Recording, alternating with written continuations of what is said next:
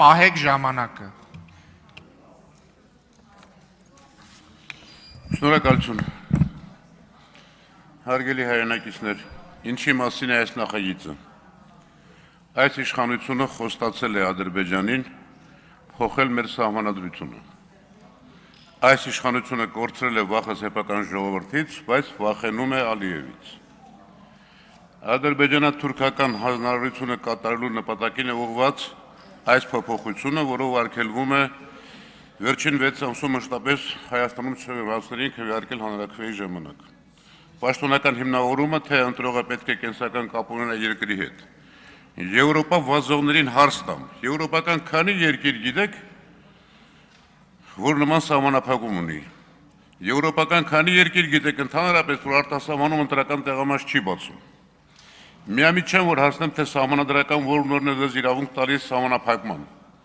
Իմաստունի սահմանադրության 48-րդ հոդվածը ցիտել, որը սահմանափակման ենթակա չէ։ Սահմանափակման ենթակա չէ անգամ արտարք դրության կամ ռազմական դրության ժամանակ։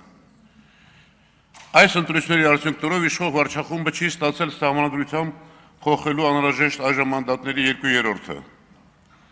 Սահմանադրության 2-րդ հոդվածի համաձայն հանրաքվեի դրված ակտն ընդունվում է, եթե դրան կողմ է քվեարկել հանրաքվեի մասնակիցների կեսից ավելին, բայց ոչ պակաս,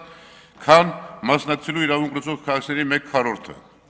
Հիմա ինչ է ուզում անել վարչախումբը։ Շուստրիություն։ Իբր այլ պետությունների ազդեցությունը մեղմելու,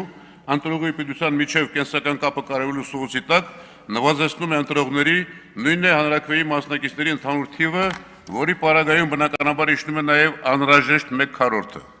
Սա է իրականությունը, սա է ճշմարտությունը։